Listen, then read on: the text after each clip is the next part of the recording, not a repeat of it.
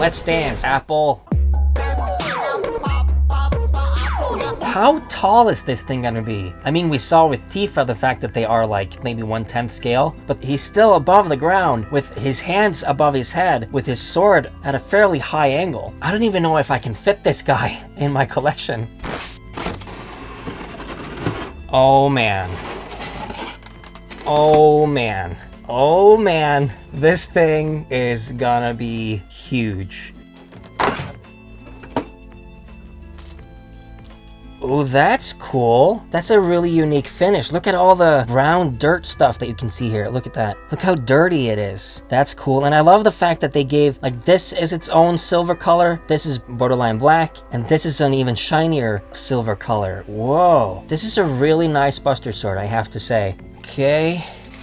In the pictures, this looked kind of cheap and kind of boring, but here, when I see it in person, I can see that there's variation in the color. It's not just one color of yellow. It's like a really light yellow that fades over to like an orange type of thing. And it changes depending on how much light is hitting it and which angle you're looking at it from. And also the fact that the base is so reflective makes a really interesting effect. You can see that? That's pretty cool.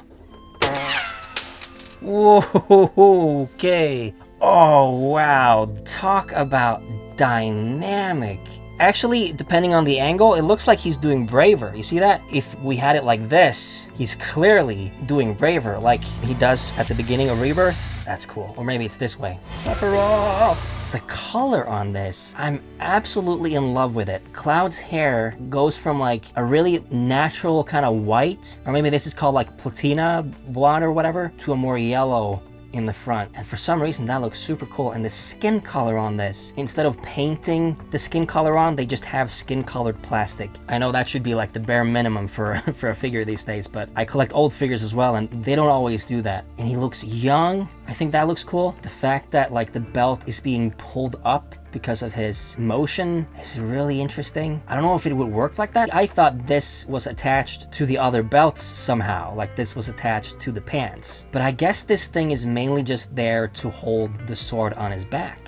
On the one hand, this is very similar to the in-game model. We can see with the pants, they do have the bumps on that side that you may or may not be familiar with. That is how Cloud looks. But they don't have the indent on this side, which is pretty interesting. And also, if you know me, I've gone over this a few times. One thing that Cloud has in every game and movie before Remake and Rebirth, his hair looked more or less like this, with the longest strand of hair on his right side. In Remake and Rebirth, not only is it not there, but the one on the left side is longer. But for some reason, the 3 last and the 2 upcoming figures of Cloud all have the longest strand on his right side, which is like an ongoing mystery for me.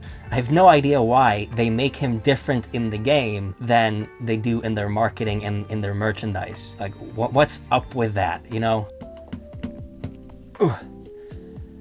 That seems pretty sturdy, and already I can't fit it in the frame. This is taller than I think most Play Arts Kai's, but it looks super cool though. So that needs to be in here. Oh, whoa, okay, well, this doesn't feel right. Like he doesn't even reach it. Now the question is, does he work without this? He's fairly stable like that too, like he's a bit wobbly, but he's not going anywhere. If he does start to lean, maybe this one will fit eventually. Maybe that's the trick. You ignore this until you have to use it and finally it works properly.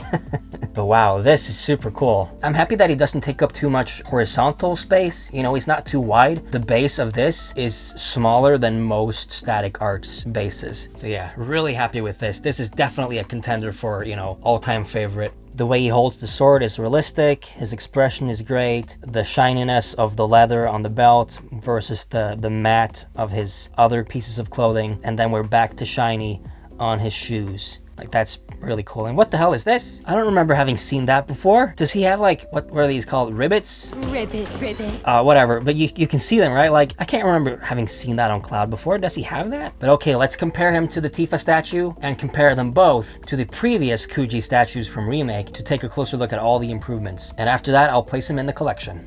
So when we look at them both as their own individual pieces as a whole, I think I'm leaning towards liking Tifa the best because it is one solid piece. It's a really solid thing that you can just pick up and place wherever, and it doesn't take up too much space. With Cloud, he comes in 4 parts, and the seams are very visible, especially in these kinds of lights that I like to use.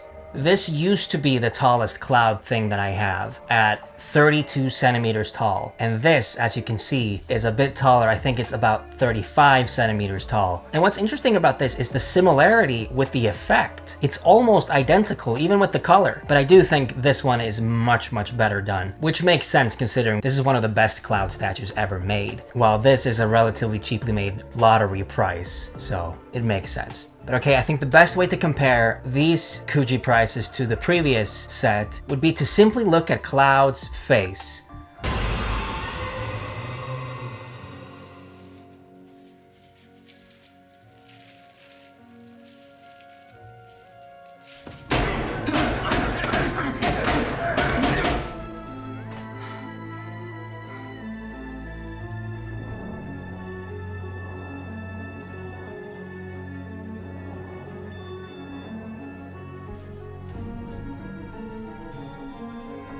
I had to move some stuff around to make this work, but this truly was the only place it could be, I think, because of the height. But I think this is a good place for it. And that is Cloud figure or statue number 47.